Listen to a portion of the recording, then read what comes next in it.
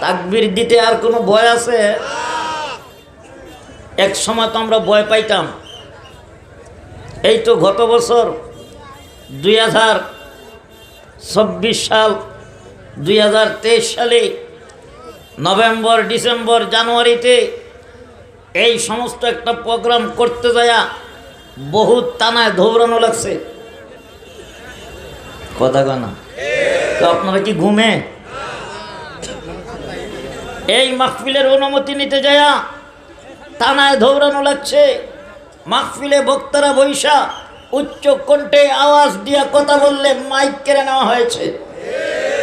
কথা কানা মামলা দেওয়া হয়েছে, গ্রেপ্তার করা হয়েছে। এখন এই ভয় আছে? আরো জোরে কম। এই দেশ থেকে স্বৈরাচার মুক্ত হয়েছে দেশ। কথা কয় না? এই দেশ স্বৈরাচার মুক্ত হয়েছে। এই দেশ থেকে ফ্যাসিস্ট বিদায় হয়েছে। এই দেশ এখন আউলিয়া ইকরামদের দেশ। এই দেশ এখন উলামায়ে কেরামের দেশ। এই দেশ মসজিদ মাদ্রাসার দেশ। মুহতারাম হাজিরিন, তবে মনে করেন না যে একেবারে স্বাধীন হয়ে গেছেন। এখনো আমরা পরিপূর্ণ স্বাধীন হতে পারি নাই। এখনো বর্তমানে স্বৈরাচারের দালালরা বিভিন্ন জায়গায় আক্রমণ করার জন্য গাবড়ি মেরে বসে আছে। কতক্ষণ ঠিক কিনা? আপনারা দেখেছেন 2 দিন আগের ঘটনা, ঢাকার সচিবালয়ে আগুন লেগেছে। এখন পর্যন্ত এই আগুন কারা লাগিয়েছে, কোন উদ্দেশ্যে লাগানো হয়েছে, এখন পর্যন্ত সঠিক তদন্ত হয় নাই। হবে ইনশাআল্লাহ। তবে আমাদের বিশ্বাস, এই স্বৈরাচার শেখ হাসিনার দালালরা যারা এখনো সচিবালয়ে নিযুক্ত আছে তারাই এই কাজ ঘটিয়েছে। আওয়াজ দিয়ে ঘটিয়ে না, কারণ এইখানে সকল সুরদের কাগজপত্র জমা আছে। কথা কয় না? চুরি কইরা যে টাকা পাচার করছে, দেশের রাস্তার টাকা, জনগণের টাকা, দেশের সম্পদ বাইরে পাঠিয়ে বেগম পাড়ায় বাড়ি বানানো হয়েছে। সেই সমস্ত নথিপত্র সেই সচিবালয়ে ছিল। তারা আগুন দিয়ে জ্বালিয়ে সবগুলা শেষ করতে চেয়েছিল। এটা ষড়যন্ত্র করেছে। আওয়াজ দিয়া কোনটি কিনা? যারা চোর এবং ডাকাতদের পক্ষ নিয়ে সচিবালয়ে আগুন জ্বালিয়েছে তাদেরকে অতি বিলম্বে চিন্তিত করে তাদেরকে কঠিন শাস্তির আওতায় নিয়ে আসতে হবে। এটা আমাদের প্রাণের দাবি। আওয়াজ দেয়া কোনটি কিনা? মুহতারাম হাজিরিন, আমরা এখনো স্বাধীন হই নাই। স্বাধীনতা আরো বাকি আছে। কথা বলেন ঠিক কিনা? আমরা 5ই আগস্ট রক্ত দিয়েছি এই দেশকে স্বাধীন করতে যায়া, এই দেশের সম্পদ রক্ষা করতে যায়া, এই দেশের মাটি ও মানুষের মহব্বত আর ভালোবাসায় তাদের জান ও মালের হেফাজত করতে যায়া আবার যদি আমাদের রক্ত দিতে হয়, কারা কারা রক্ত দিতে রাজি আছো? 2টা হাত তুলে আমার আল্লাহকে দেখা। নারে তাকবীর, নারে তাকবীর, লিল্লাহি তাকবীর। আল্লাহ কবুল করুক। সকলে বলেন আমিন। মুহতারাম হাজিরিন, আমি আপনাদের খেদমতে একখানা আয়াতে কারিমা তিলাওয়াত করেছি। রাসূল করিম সাল্লাল্লাহু আলাইহি সাল্লামের অসংখ্য অগণিত হাদিসের ভান্ডার থেকে বুখারী শরীফের একখানা হাদিস আপনাদের সামনে পেশ করেছি। এর আলোকে কিছু আলোচনা করব। তবে আপনারা ধৈর্য ধরতে হবে। আলোচনা যত ভিতরে যাবে তত মজা লাগবে। তবে সময় খুবই অল্প। সময় খুব অল্প। সময় কতটুকু বলেন আওয়াজ দিয়ে? সময় কতটুকু? সময় খুব অল্প। কারণ আমার পরে মুরব্বী হুজুর সৈয়দ নজরুল ইসলাম 22 হাজারি হুজুর, উনি অপেক্ষায় আছেন। মুরব্বী মানুষ, ওনাকে বসায় রাইকা এখানে লম্বা আলোচনা করা এটা বেয়াদবি হবে। কথা কোন ঠিক কিনা? মুহতারাম হাজিরিন, আসুন আমরা সরাসরি আলোচনায় চলে যাব। আমার তিলাওয়াতকৃত আয়াতের আলোচনায় ঢোকার আগে আপনাদেরকে বুঝতে হবে এই পৃথিবীর জমিনে আল্লাহ পাক 2,24,000 পয়গাম্বর, মতান্তরে 1,24,000 নবী রাসূল আল্লাহ পাক এই পৃথিবীর জমিনে পাঠাইছেন। সর্বশেষ আপনি আমার নবী মুহাম্মদুর রাসূলুল্লাহ সাল্লাল্লাহু আলাইহি সাল্লামকে আল্লাহ পাক এই পৃথিবীর জমিনে পাঠাইছেন। আল্লাহ পাক আপনি আমার নবীকে পাঠাইছেন সকলের শেষে, কিন্তু নবীজির শান মান ইজ্জত সম্মান আল্লাহ বাড়াইয়া দিয়েছেন সকলের ঊর্ধ্বে। আরো জোরে আওয়াজ দিয়ে কান।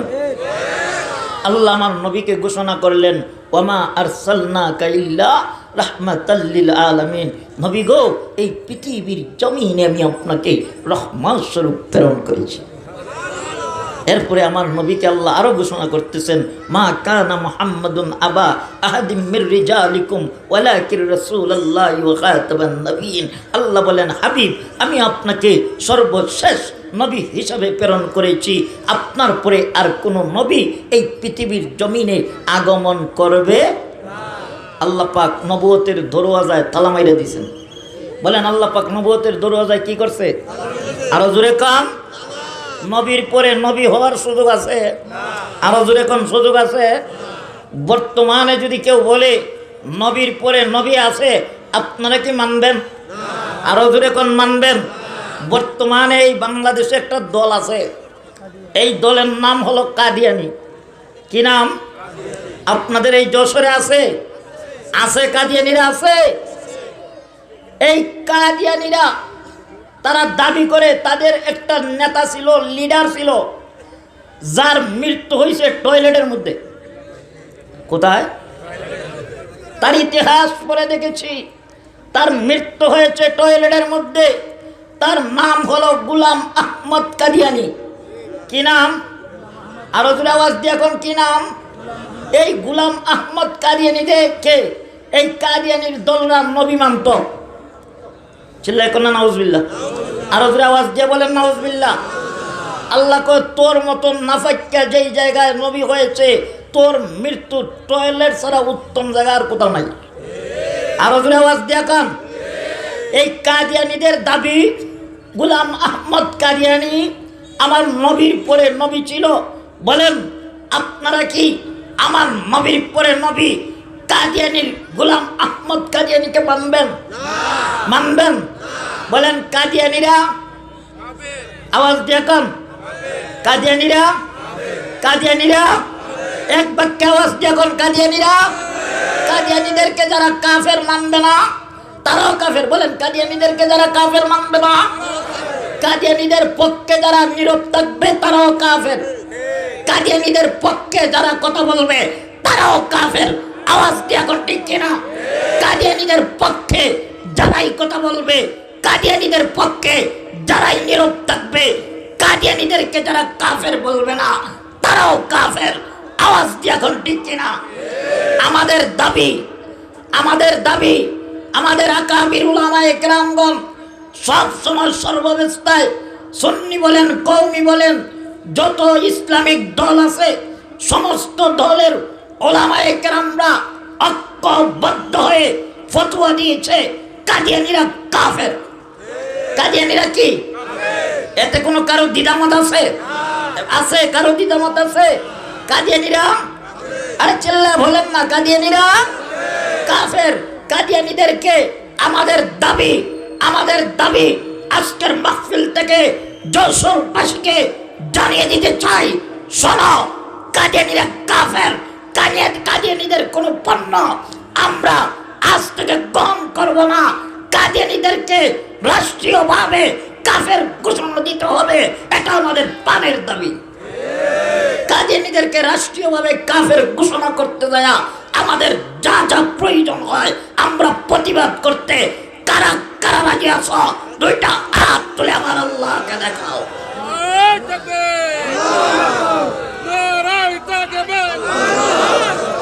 ইসলামের শত্রুরা মুহতারাম হাজিরিন, আমার নবী সর্বশেষ নবী, আমার নবী রাহমাতাল লিল আলামিন নবী, আমার নবীকে আল্লাহ পাক আমার তিলাওয়াতকৃত আয়াতের মধ্যে বলতেছেন, কুল ইন কুনতুম তুহিব্বুনাল্লাহ। আল্লাহ বলেন, হাবিব, আপনি আপনার উম্মতদেরকে বলেন, তারা যদি আমি আল্লাহ পাকের ভালোবাসা পেতে চায়, ফাত্তাবিউনি, তারা যেন তুমি নবীকে অনুসরণ অনুকরণ এতাআত করে ভালোবাসে। চিৎকার মেরে বলেন না সুবহান। আল্লাহ বলেন, হাবিব আমার, যারা আপনাকে অনুসরণ অনুকরণ এতাআত করবে, ভালোবাসবে, আমি আল্লাহ পাক তাদেরকে দুইটা পুরস্কার দিব। এক নাম্বার, ইউহিব্বুকুমুল্লাহ, আমি আল্লাহ তাদেরকে ভালোবাসবো। দুই নাম্বার, আমি আল্লাহ পাক তাদের জিন্দেগির তামাম গুনাহ খাতা মাফ করে দিব। আমার কেশবপুর এলাকার মুসলমানেরা, এ প্রতাপপুর এলাকার মুসলমান, এ যশোরের মুসলমানেরা, আওয়াজ দিয়া কও, আমার আল্লাহ যদি আমাদের ভালোবাসে, আমার আল্লাহ যদি আমাদেরকে মাফ করে দেয়, এর চাইতে চাওয়া আর পাওয়া এই পৃথিবীর জমিন আর কিছু আছে? আরো জোরে আওয়াজ দিয়া কন্যার কিছু আছে? আমরা কারা কারা আল্লাহর ভালোবাসা চাই? দুইটা হাত তুলে দেখাও। আমরা আল্লাহর ভালোবাসা চাই, আমরা আল্লাহ পাকের কাছ থেকে ক্ষমা পেতে চাই। কিন্তু আল্লাহ কয়, বান্দারে, যদি তোমরা আমার ভালোবাসা পেতে চাও, আমার কাছ থেকে ক্ষমা পেতে চাও, শর্ত হলো আমার হাবিব মুহাম্মদুর রাসূলুল্লাহ সাল্লাল্লাহু আলাইহি সাল্লামকে অনুসরণ অনুকরণ এতাআত করতে হবে, ভালোবাসতে হবে। বন্ধুরা আমার, নবীজিকে কিভাবে ভালোবাসবেন, কিভাবে মহব্বত করবেন? আমার নবী বুখারী শরীফের মধ্যে বলেছে, নবী বলে, লা ইউমিনু আহাদুকুম হাত্তা আকুনা আহাব্বা ইলাইহি মিন ওয়ালিদিহি ওয়া ওয়ালাদিহি ওয়ান নাসি আজমাইন। নবী বলেন, এ উম্মতের দলেরা শোনো, যতক্ষণ পর্যন্ত তোমরা আমি নবীকে তোমাদের জান মাল বিবি বাচ্চা ধন সম্পদ এমনকি নিজের জীবনের চাইতে যতক্ষণ পর্যন্ত আমি নবীকে ভালোবাসবা না, মহব্বত করবা না, ততক্ষণ পর্যন্ত তোমরা কেউ আমার কাটি উম্মত হতে পারবা না। নবীজির খাঁটি উম্মত যদি বলতে চাও, নবীর খাঁটি আশিক রাসূল যদি হতে চাও, নবী কয়, উম্মতেরা শোনো, আমি নবীরে তোমাদের জান মালের চাইতে বেশি মহব্বত করতে হবে। এই প্রতাপপুরের মুসলমানেরা, এ যশোরের মুসলমানেরা, আওয়াজ দিয়া কো, আমার নবীরে কি আমরা আমাদের জানের চাইতে বেশি ভালোবাসতে পারতেছি? আমাদের ছেলে মেয়ের চাইতে আমার নবীকে কি আমরা বেশি ভালোবাসতেছি? আমাদের ধন সম্পদের চাইতে কি বেশি ভালোবাসতেছি? কথা কয় না? এই আমার নবীরে সাহাবায়ে কেরাম কেমন ভালোবাসতো, কেমন মহব্বত করতো, ছোট্ট একটা ঘটনা বলছি, শুনবেননি? শুনতে রাজি আছেন? শুনতে রাজি আছেননি? ও মুসলমানেরা শোনো, আমার নবী কোন এক যুদ্ধের জন্য যুদ্ধের ফান্ডে টাকা জমা করতেছেন, সাহাবায়ে কেরামের কাছে কালেকশনের হাত বাড়াইছেন। চিল্লায়ে কোন আল্লাহু আকবার, আর হুজুরে আওয়াজ দিয়া কোন আল্লাহু আকবার। নবীজি সাহাবায়ে কেরামের কাছে মাঝে মধ্যে কালেকশন করতেন।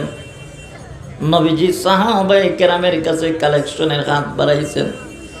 এ আমার সাহাবায়ে কেরামরা, তোমরা যে যত পারো যুদ্ধের ফান্ডে এই মুহূর্তে কিছু অর্থ জমা করো। এমনিতেই একদল সাহাবী দাঁড়ায় কই, ইয়া রাসূলুল্লাহ, আমি 100 দিরহাম দেব। আরেকজন সাহাবী দাঁড়ায় কই, ইয়া রাসূলুল্লাহ, আমি 500 দিরহাম দেব। আরেকজন সাহাবী দাঁড়ায় কই, ইয়া রাসূলুল্লাহ, আমি 1000 দিরহাম দেব। চিল্লায়া বলেন আল্লাহু আকবার। আরো জোরে আওয়াজ দিয়া কোন আল্লাহু আকবার। সাহাবায়ে কেরাম প্রতিযোগিতা কইরা নবীজির কাছে কালেকশন জমা দিতেছে। হঠাৎ করে দেখা যায় একটা মহিলা ছোট্ট একটা মাসুম বাচ্চা কোলে নিয়ে আস্তে আস্তে করে সাহাবায়ে কেরামের মজলিসের দিকে আসতেছে। সাহাবায়ে কেরাম মহিলাকে দেইখা একজন আরেকজনের দিকে তাকায়, কি ব্যাপার? এই মুহূর্তে নবী আমাদের কাছে সাহায্যের হাত বাড়িয়েছে। মহিলা মনে হয় গরিব, আমার নবীর কাছে আসতেছে সাহায্যের জন্য। আমার নবী বলেন, সাহাবায়ে কেরামরা রে, ওই মহিলাকে আসার জন্য রাস্তাটা ক্লিয়ার করে দাও। চিল্লায় করেন আল্লাহু আকবার। মহিলা আস্তে আস্তে করে আমার নবীজির কাছে আসছে। আয়েশা বলতেছে, ইয়া রাসূলুল্লাহ, ইয়া হাবিবাল্লাহ, ও নবীজি, আমি গরিব মানুষ। নবী গো, আমি ঘর থেকে খবর পাইছি আপনি নাকি এই মুহূর্তে সাহাবায়ে কেরামের কাছে সাহায্যের হাত বাড়িয়েছেন। নবী, আমি আমার সমস্ত ঘর খোঁজাখুঁজি করছি, এই মুহূর্তে যে আমি কিছু আপনার কাছে দিব এমন কিছু আমার ঘরে নাই। ওগো নবীজি, আপনি তো জানেন আমি গরিব মহিলা, আমি একজন বিধবা মহিলা, আমার স্বামী নাই। ইয়া রাসূলুল্লাহ, ইয়া হাবিবাল্লাহ, ওগো নবীজি, আমার স্বামী যুদ্ধের ময়দানে যাইয়া শহীদ হয়েছে, আমি একজন শহীদের স্ত্রী। চিল্লায় কোন আল্লাহু আকবার। আরো জোরে আওয়াজ দিয়ে কোন আল্লাহু আকবার। মহিলা কয়, নবী গো, আমি হইলাম একজন শহীদের স্ত্রী। ওগো নবীজি, আমার স্বামী যুদ্ধের ময়দানে যায় শহীদ হয়েছে। আমার স্বামী যেই দিন যুদ্ধের ময়দানে যায়, ওই দিন আমার গর্ভে একটা সন্তান ছিল। আমার স্বামী জানতো না ওই সন্তান ছেলে হবে না মেয়ে হবে। এই মুসলমানের দলেরা, বর্তমানে তো সন্তান পেটে আসার পরে 6 মাস হইলে পরে কম্পিউটারে যাইয়া পরীক্ষা কইরা জানা যায় ছেলে হইব না মেয়ে হইব। বাস্তব না বাস্তব? আরো জোরে কোন বাস্তব না বাস্তব? কম্পিউটারে কয়া দে ছেলে হইব না মেয়ে হইব, কিন্তু মাঝে মধ্যে দেখা যায় কম্পিউটার ফেল মারে। কথা কয় না? কথা কয় না? ছেলে হইলে মেয়ে হয়, মেয়ে হইলে ছেলে হয়। কথা বলেন ঠিক কিনা? ও পৃথিবীর মানুষেরা শোনো, ওই মহিলা আমার নবীর ডাক দিয়া কয়, নবী গো, আমার গর্ভে সন্তান ছিল, আমার স্বামী জানতো না এই সন্তান ছেলে হবে না মেয়ে হবে, কিন্তু নবী আমার স্বামী আমাকে ওসিয়ত কইরা গেছে, এই পানের স্ত্রী, আমি যুদ্ধের ময়দানে যাচ্ছি, জানি না গাজী হয়ে ফিরে আসতে পারবো কিনা। এ আমার পানের স্ত্রী, যদি যুদ্ধের ময়দানে যাই আমি শহীদ হয়ে যাই, আমি যদি শাহাদত বরণ করি, পানের স্ত্রী গো, তোমার গর্ভে যেই সন্তানটি রেখে যাচ্ছি, এই সন্তানটাকে আল্লাহর হাবিবের কাছে জিহাদের জন্য আল্লাহর রাস্তায় দান কইরা দিও। চিল্লায়া বলেন সুবহানাল্লাহ। মহিলা বলে, ইয়া রাসূলুল্লাহ, আমি আমার এই কলিজার টুকরা সন্তান মাসুম বাচ্চাকে নিয়ে আমি আপনার দরবারে এই মুহূর্তে হাজির হয়েছি। নবী গো, মেহেরবানি করে আমার এই মাসুম বাচ্চাটিকে আপনি জিহাদের জন্য গ্রহণ করুন। চিল্লায়া বলেন আল্লাহু আকবার। আরো জোরে আওয়াজ দিয়া কোন আল্লাহু আকবার। মহিলা কান্দে আর কয়, ইয়া রাসূলুল্লাহ, ইয়া হাবিবাল্লাহ, নবীজি, আমি শহীদের স্ত্রী হয়েছি, আমি দুনিয়াতে থাকতে শহীদের মাও হতে চাই। আরো জোরে আওয়াজ দিয়া কন। ও বন্ধুরা, আমার গভীর মনোযোগ। মহিলার এই আবেগ দেইকা আমার নবী ডাক দিয়া কয়, এই মহিলা, তোমার এই সন্তান তো মাসুম বাচ্চা, ছোট্ট ছেলে, সে তো জিহাদের উপযুক্ত হয় নাই, সে তো জিহাদের ময়দানে যায় তীর চালাতে পারবে না, গোলা বারুদ চালাতে পারবে না, কাফের বেঈমানের মোকাবেলা করতে পারবে না। এই সন্তান নিয়ে জিহাদের ময়দানে কোনো কাজে আসবে না। মহিলা চোখের পানি ছেড়ে দিয়া কান্দে আর বলে, ইয়া রাসূলুল্লাহ, ইয়া হাবিবাল্লাহ, নবীজি, আমি জানি গো আমার এই সন্তান জিহাদের ময়দানে তীর চালাতে পারবে না, গোলা বারুদ চালাতে পারবে না, কাফের বেঈমানের মোকাবেলা লড়াই করতে পারবে না, কিন্তু আমার বিশ্বাস আমার সন্তান একটা কাজে আসবে। বলে কি কাজে আসবে?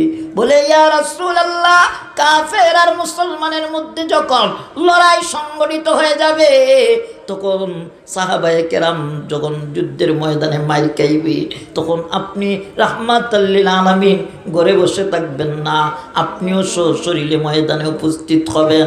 আপনি যখন ময়দানে যাবেন, ওই সময় কাফের বেঈমানের বাচ্চারা আপনাকে ডেকে ডেকে তীর নিক্ষেপ করবে। ইয়া রাসূলুল্লাহ, ইয়া হাবিবাল্লাহ, আপনাকে যখন তীর মারবে ওই সময় আমার সন্তান কাজে আসবে। বলে কিভাবে? বলে ইয়া রাসূলুল্লাহ, যখন কাফের বেঈমানরা আপনাকে তীর মারবে ওই সময় আমার সন্তানকে আপনি তীরের মোকাবেলা ডাল স্বরূপ ধরে রাখবেন। আরো জোরে আওয়াজ দিয়া কন্যা সুবহানাল্লাহ। মহিলা বলে ইয়া রাসূলুল্লাহ, ইয়া হাবিবাল্লাহ, ও নবীজি, কাফের বেঈমানরা যখন আপনাকে তীর মারবে তখন আপনি আমার সন্তানকে ডাল স্বরূপ এই তীরের মোকাবেলা ধরে রাখবেন। প্রত্যেকটা তীর এসে আমার সন্তানের উপর পড়বে, আমার সন্তান তীরের আঘাত খাইতে খাইতে রক্তাক্ত হয়ে শাহাদাতের পেয়ালা পান করে শহীদি মর্যাদা লাভ করবে। আমি শহীদের মা হয়ে যাব, আপনি রাহমাতাল লিল আলামিন জিহাদের ময়দানে হেফাজতে থাকবেন। আরো জোরে আওয়াজ দিয়ে কোন আল্লাহু আকবার। এই আশিকে রাসূলের দল, এই আশিকে রাসূলের দল, আমরা তো মুখে মুখে আশিকে রাসূল দাবি করি, প্রকৃত আশিকে রাসূল ছিল সাহাবায়ে কেরাম। আওয়াজ দিয়ে কোন ঠিক কিনা? মুহতারাম হাজিরিন, গভীর মনোযোগ লক্ষ্য করেন। মহিলা এই আবেগ দেখে আমার নবী ডাক দিয়া কয়, মা গো, তুমি কি তোমার সন্তানকে ভালোবাসো না? তুমি কি তোমার সন্তানকে মহব্বত করো না? তুমি কেমন মা? ছোট্ট বাচ্চাকে আমি নবীর কাছে জান্ডা স্বরূপ দিয়ে দিলা, আমার কাছে ও মা তুমি কেমন মা গো?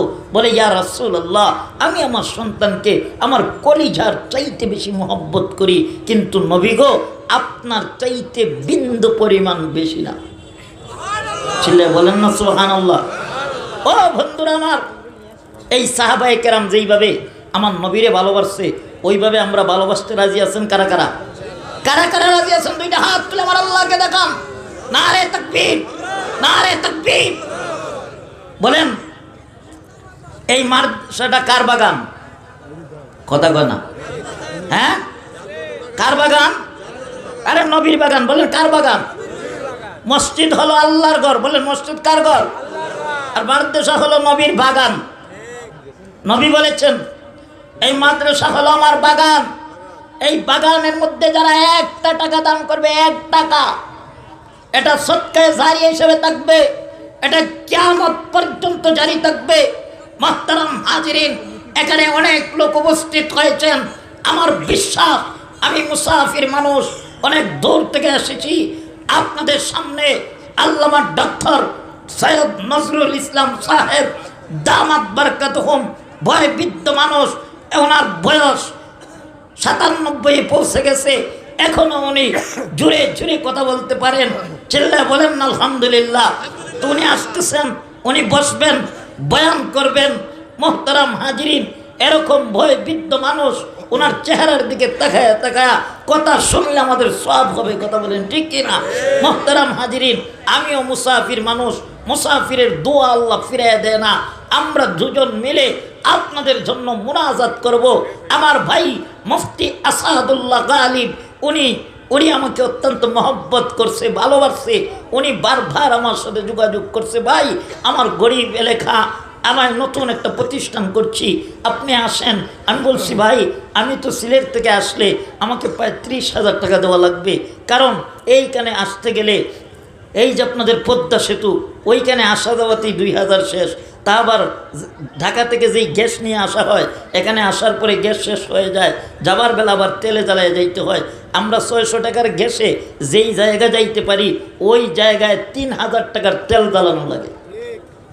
3,000 টাকার তেল, 2,000 টাকা রাস্তায় এই কি করস, পদ্মা সেতুতে শেষ। 750 টাকা আমাদের কার থেকে নেয়। তারপরে এখানে আসার পরে যশোরে হোটেলে থাকছি, 1400 টাকা নিয়ে গেছে কয়েক ঘন্টার জন্য। আমার ভাইরা এভাবে যাবার বেলা আসার বেলা মিলাইয়া প্রায় 13-14 হাজার টাকা খরচ হয়ে যায়। আমার ভাইয়েরা, আমার বন্ধুরা, এজন্য আসাদুল্লাহ গালিব ভাই বলে, ভাই আমি তো এত টাকা দিতে পারবো না। আমি বলছি, ভাই আপনার দেওয়া লাগবে না, আপনার মাহফিল থেকে জনগণ আমাকে মহব্বত করে দিবে। এই জন্য আমি, আপনারা কি চান না আপনাদের এলাকা থেকে কমপক্ষে আমি গাড়ি ভাড়াটা নিয়ে যাই? চান কি চান না? কারা কারা চান? দুইটা হাত তুলেন তো দেখি।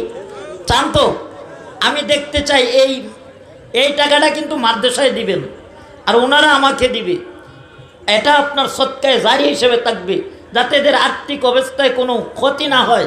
এজন্য আমি এখান থেকে দেখতে চাই কে আসো। আমি মুসাফির মানুষ, অসুস্থ মানুষ, এই মাদ্রাসার জন্য 1000 টাকা নগদ দিবা। মা নাই, বাবা নাই, অন্ধকার কবরে শুয়ে আছে, তাদের রুহের মাগফিরাত কামনায়, অথবা মা বাবা বেঁচে আছে তাদের নেক হায়াতের জন্য, আপনি অসুস্থ আছেন সুস্থতার জন্য, আপনি ঋণগ্রস্ত আছেন, আপনি ব্যবসায়ী, আপনি প্রবাসী, আল্লাহ তাআলা আমাদের দিলের কবর জানে। যে যে নিয়তে দিবে আমি দোয়া করব, রব্বে কারীম তাদের মনের নেক বাসনারে পুরা করে দাও। কে আসো বলো? একটা লোক দেখতে চাই, একটা লোক দেখতে চাই, নগদ 1000 টাকা দিবে। এই মাঠে একজন লোক যান, মাঠে একজন লোক যান, এটা তাকবীর দেন, নারে তাকবীর, নারে তাকবীর। আল্লামা ডাক্তার সৈয়দ নজরুল ইসলাম সাহেব, আরে যদি আওয়াজ দিয়ে কর না। এই দেখছেন হুজুর চলে আসছেন, আল্লাহু আকবার, আল্লাহু আকবার। আল্লাহ হুজুরকে দীর্ঘ নেক হায়াত দান করুক, সকলে বলেন আমিন। ভাই তাড়াতাড়ি করেন, তাড়াতাড়ি তাড়াতাড়ি, 1000 টাকা নগদ। কেউ আছেন থাকলে তাড়াতাড়ি স্টেজে পাঠিয়ে দেন, তাড়াতাড়ি স্টেজে পাঠিয়ে দেন। এই একটা লোক ময়দানে যান, ময়দানে একটা লোক যান না ভাই, যারা দিতে চায় নিয়ে আসেন, যারা দিতে চায় নিয়ে আসেন তাড়াতাড়ি। 500 টাকা, 500 টাকা নগদ কে দিবেন বলেন? নাই এত সবের লোক, 500 টাকা